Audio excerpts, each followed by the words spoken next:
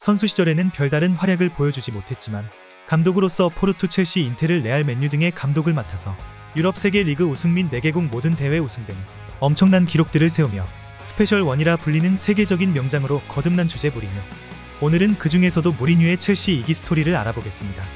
그럼 지금 바로 시작합니다.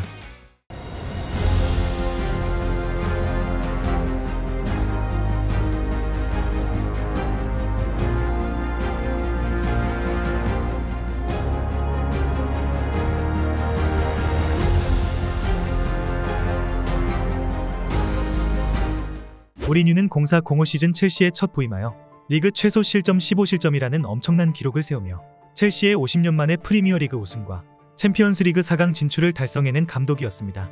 하지만 07-08 시즌이 시작되고 얼마 지나지 않아 초반 성적 부진과 구단과의 불화로 인해 무리뉴는 첼시와 상호 계약을 해지하게 되었는데요. 이후로 인테르와 레알에서 엄청난 성적을 거두며 전 세계 최고의 감독으로 거듭나게 되었고 2013년 5월 레알과의 상호 해지 발표 이후 무리뉴는 많은 이적설이 떠돌았으나 첼시로 복귀한다는 루머가 가장 유력하게 들려왔는데요. 그 루머가 얼마 지나지 않아 사실로 밝혀지면서 무리뉴는 4년 계약을 맺고 첼시로 복귀하게 되었는데 첼시에 처음 왔을 때 자신을 스페셜 원이라고 칭하며 상당히 거만하고 독창적인 첼시 일기 때와는 다르게 좀 더 차분해지고 겸손한 태도로 감독 선임 소감을 밝혔고 팬들 또한 행복하게 만들어 드리겠다라는 발언을 할 정도로 정말로 첼시로 돌아오고 싶었던 모양이 커 보였는데요. 보통 감독이 어떤 한 팀을 떠난 후에도 그 팀에 애정을 보이는 경우가 없는 것은 아니지만 이렇게까지 노골적으로 드러내고 감독으로 재선임되는 경우는 이례적인 경우 중 하나였기 때문에 무리뉴의 복귀는 첼시 팬들에게 감회가 남다른 순간이었죠. 13-14 시즌을 앞둔 프리시즌 인터뷰에서 무리뉴는 올 시즌 목표가 우승이 아니며 10년 정도 첼시에 머물 계획이라고 밝혔는데요. 그동안 첼시는 잦은 감독 교체로 인해 지나치게 비대해진 팀 스쿼드 또한 정리가 필요했는데 무리뉴는 팀의 에이스 노릇을 했던 마타를 맨유로 이적시키고 데브라위너와 에시앙 등을 내보내면서 팀 개혁에 박차를 가하기 시작했죠. 첼시에서의 10년을 계획하고 첼시를 리빌딩해 나가기 시작한 무리뉴는 리그 22라운드 맨유와의 경기에서 승리함으로써 본인의 EPL 100승을 142경기 만에 달성하였는데요. 무기력하게 우승권 경쟁에서 탈락하던 이전 시즌들과 달리 시즌 절반이 넘어가는 상황에서도 1위 팀과 2점 차이의 맹추격을 하는 모습을 보이며 역시 첼시는 무리뉴는 첼시라는 말이 나올 정도였죠.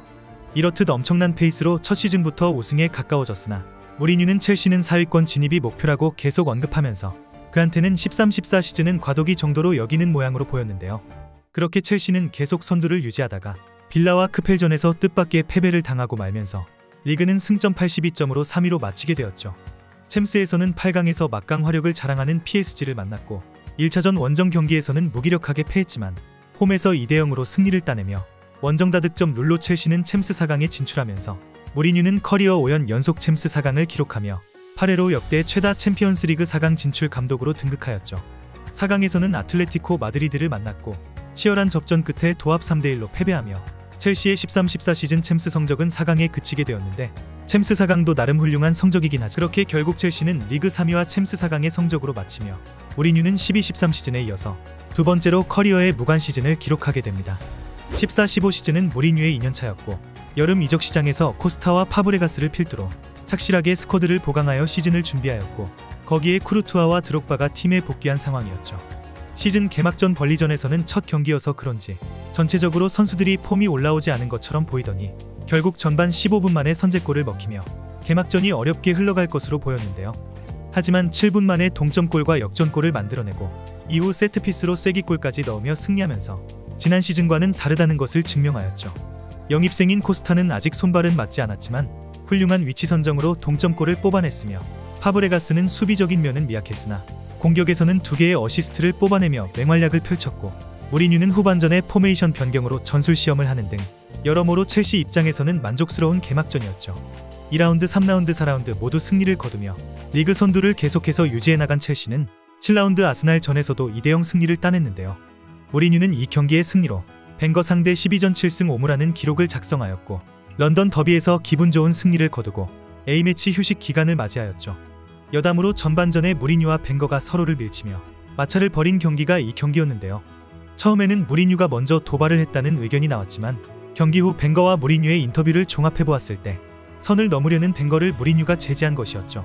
이후에도 첼시는 리그에서 연승을 달린 반면에 챔스에서는 16강에 올라가 PSG와 리벤지 매치가 결성되었으나 원정 다득점 우선 원칙에 의해 16강에서 떨어지고 말았죠.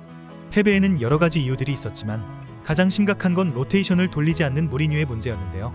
이전에 FA컵에서 사부리그 팀에게 앞서고 있다가 역전을 당하는 충격적인 결과가 나타났을 정도로 주전과 로테이션 멤버들 간의 격차가 매우 컸지만 무리뉴 이전 감독들은 적절한 로테이션으로 힘겨운 일정들을 잘 이겨내왔기 때문에 주전을 고집하는 무리뉴 감독의 선택은 아쉬울 따름이었죠. 그렇게 챔스에서는 아쉽게 탈락을 했지만 리그컵에서는 4강에서 리버풀을 꺾고 결승에 올라갔으며 결승에서는 토트넘과 맞붙게 되었는데 커트 주마를 수미로 기용하는 용병술이 제대로 통하며 첼시는 2대0으로 가볍게 승리를 따내며 무리뉴는 첼시 복귀 후 첫 우승을 리그컵 우승으로 이루어냈죠. 그리고 리그에서 시즌 초반부터 줄곧 1위를 내달리며 중반에 약간 위기가 있었지만 리그 35라운드 크리스탈 팰리스전에서 승리하여 결국 5년 만에 첼시의 EPL 우승을 확정지으며 리그컵과 리그 우승으로 더블을 달성하였죠. 프리미어리그 역대 최장기 1위를 수성하며 리그에서 역대급 퍼포먼스를 보였지만 첼시는 부족한 선수층 뎁스가 드러났고 후반기 들어서 주축 선수들의 체력 저하에 따른 부진이 지적되어 다음 시즌은 보다 더 치열한 순위 싸움을 예고하게 되었죠. 15-16 시즌을 한 문장으로 나타내자면 첼시 역대 최악의 시즌 중 하나라고 표현할 수 있겠는데요. 무리뉴는 14-15 시즌이 끝나고 4년 재계약을 합의했으나 계약 연장 이후 리그 첫 경기에서 비기고 2라운드 맨시티 원정에서는 3대0으로 완패하면서 시즌 초반 불안한 스타트를 끊게 되었죠.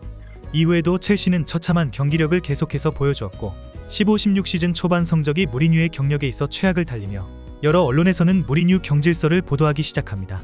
결국 리그 7라운드까지 2승 2무 3패를 기록하고 지난 시즌 통틀어 기록한 패배를 5경기 만에 달성하며 리그 순위 17위까지 찍고 말았는데요. 그야말로 커리어 사상 최악의 위기를 맞은 무리뉴는 얼마 지나지 않아 경질 오피셜이 뜨면서 10년을 계획하고 첼시로 복귀했던 그의 꿈은 3년 만에 끝이 나고 맙니다. 이렇게 무리뉴의 첼시 이기 스토리에 대해 알아보았는데 무리뉴는 첼시에 복귀하고 스쿼드를 개편하여 2년차의 더블을 달성하면서 다시 한번 첼시를 정상에 올려놨던 감독이었으나 어김없이 그의 3년차 징크스를 첼시도 피하지 못하면서 첼시에서의 마무리가 좋지 않게 끝나버렸죠. 여러분들은 무리뉴의 첼시 이기를 어떻게 기억하고 계신가요? 댓글로 여러분들의 생각을 남겨주시면 감사하겠습니다. 그럼 이번 영상은 여기서 마치며 지금까지 에띵이었습니다.